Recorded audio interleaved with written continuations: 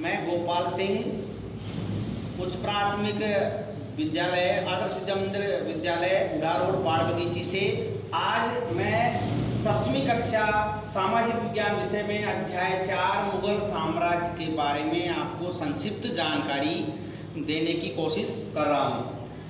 माता चंगेज खां मुगल चंगेज खां जो कि जिसने दिल्ली पर आक्रमण किया उसकी ओर से माता के संतान थे और पिता तैमूर की ओर से जो उत्तराधिकारी तैमूर की ओर से उत्तराधिकारी थे।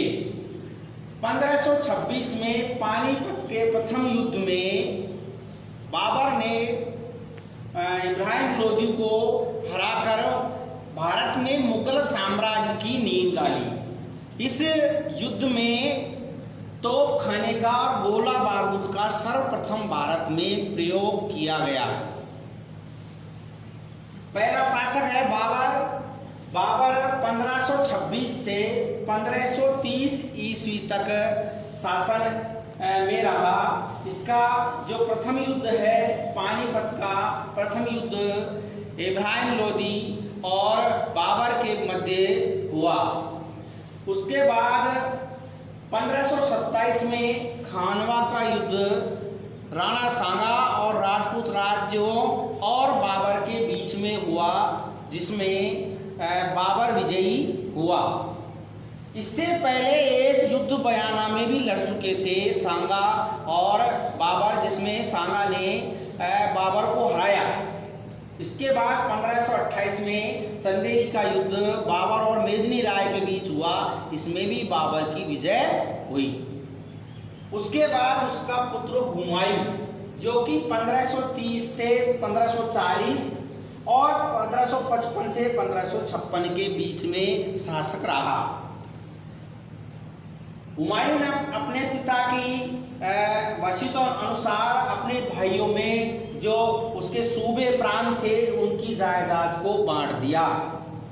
1539 ईस्वी में चौसा के युद्ध में बिहार से आया हुआ एक सैनिक जो कि फरीद के नाम से था, बाद में चलकर वह शेर खां के नाम से प्रसिद्ध हुआ। उसने उसे हरा दिया। 1540 में वापस कन्नौज में युद्ध हुआ, उसमें भी हुमायूं की हार हुई। इसके बाद में हुमायूं ईरान चला गया। बाद में 1555 में वापस भारत में आकर उसने युद्ध जीता, जब शेर खां के उत्तराधिकारियों के साथ, और 1556 तक उसने युद्ध और 1556 तक उसने शासन किया।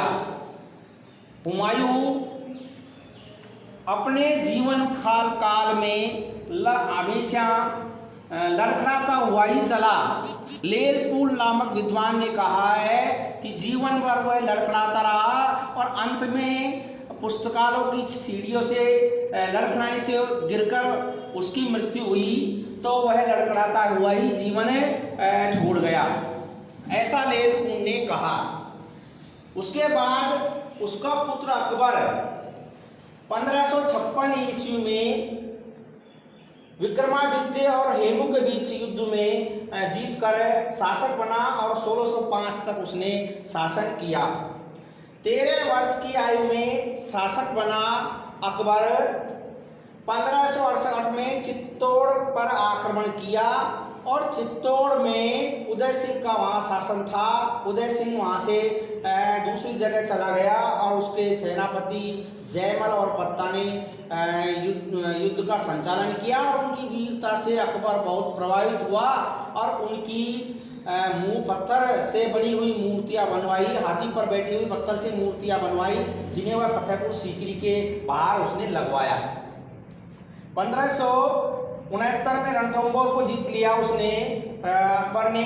1576 जो कि अकबर के लिए सबसे मुश्किल भरा हुआ जो दौरा रहा, उस युद्ध रहा, उसमें हल्दी घाटी युद्ध में अकबर की ओर से मान सिंह और महाराणा प्रताप के बीच युद्ध हुआ, जिसमें अनिर्णित युद्ध रहा। 1582 में दिलेर युद्ध को महाराणा प्रताप ने पुनः जीत लिया। अकबर ने धर्म दीन एक नया धर्म चलाया जिसे दीन ए इलाही के नाम से जाना गया। उसने सभी धर्मों के लोगों को एक साथ बैठाकर सप्ताह में एक बार उनसे विचार विमर्श करता, इसलिए उसने इबादत खाना की स्थापना भी की। अकबर ने गैर मुस्लिमों से लिया जाने वाला जजिया कर है उसे हटा दिया। उसके बाद 1562 में उसने हरम से भी मुक्ति प्राप्त कर ली और उसका जो पुत्र था जहांगीर, जो कि सलीम के नाम से जाना जाता है, क्योंकि उसको अकबर को सलीम की प्राप्ति फतेहपुर सीकरी के संत सलीम चिश्ती के आशीर्वाद से हुई। उसने विद्रोह किया। अब उस जहांगीर जो कि 1605 से 1627 ईस्वी तक शासक रहा, मेवाड़ का शासक अमर सिंह को अपनी अधीनता उसने स्वीकार की। अब तक चित्तौड़ ने कभी भी मुगलों की अधीनता स्वीकार नहीं की थी। यह इसका प्रमुख 6 अभियानों के बाद इसको सफलता प्राप्त हुई। अमर सिंह के विरुद्ध जहांगीर एक उच्च कोटि का चित्रकार था। वह चित्र देखकर ही चित्रकार का पता बता दिया करता था। उसने एक न्याय की जंजीर भी लगाई हुई थी, जो कि न्याय मांगने वाला व्यक्ति उसके महल में जाकर उसे बजा सकता था। औरंगजेब ने और जहांगीर ने नूरजहाँ से विवाह किया। नूरजहाँ बहुत महत्वाकांक्षी महिला थी और वह राजकार्य में भी जहांगीर के साथ बैठा करती। झरोखा दर्शन उसने शुरू किया। उसके बाद उसका पुत्र शाहजहां, जो खुर्रम के नाम से प्रसिद्ध था, 1627 ईस्वी में शासक बना और 1658 तक इसने शासन किया। अफगानों के विरुद्ध उसे सफलता प्राप्त हुई। उसे भव्य इमारतों का निर्माण कराने का भी बहुत अधिक शौक था और उसने अपने जीवन में कई भव्य इमारतों का निर्माण कराया, जिसमें उस पहली इमारत है उसकी ताजमहल, जो उसकी पत्नी मुमताज बेगम की याद में उसने यमुना के किनारे पर उसने विश्व प्रसिद्ध ताजमहल का निर्माण करवाया। दिल्ली के लाल किले का निर्माण करवाया और लाल किले में मोती मस्जिद है उसका निर्माण भी शाहजहां ने करवाया। जामा मस्जिद दिल्ली की, इसका भी निर्माण शाहजहां के द्वारा करवाया गया। अंत में अंतिम समय में पुत्रों का उत्तराधिकारी युद्ध हुआ, जिसमें उसके चारों पुत्र मुराद, शाजा शुजा, दारा, इनके बीच युद्ध हुआ। इसमें औरंगजेब अंत में विजय हुआ और इसे आगरे के लाल किले में उसे कैद कर लिया गया और अंत में 4-5 साल बड़े मुश्किल से बीतने के बाद में उसकी मृत्यु हुई।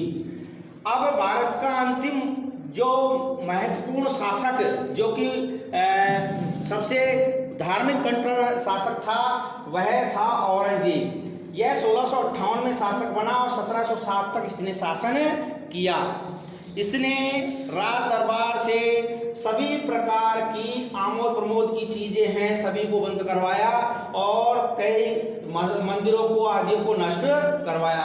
मारवाड़ के राठौड़ शासकों ने इसके विरुद्ध विद्रोह किया। दुर्गादास इसमें प्रमुख था। दुर्गादास अजीत को अपनी चतुराई से दिल्ली से अपने जोधपुर लेके आया। धार्मिक कट्टर शासक था।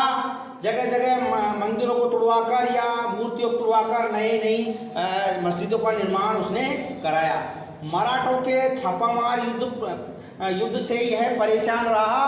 शिवाजी का दरबार में अपमान होने के बाद शिवाजी इसके विरुद्ध हो गए और यह मराठों से बहुत अपने शासन काल में परेशान रहा। अकबर, उसका पुत्र अकबर ने भी इसके अंतिम समय में विद्रोह किया।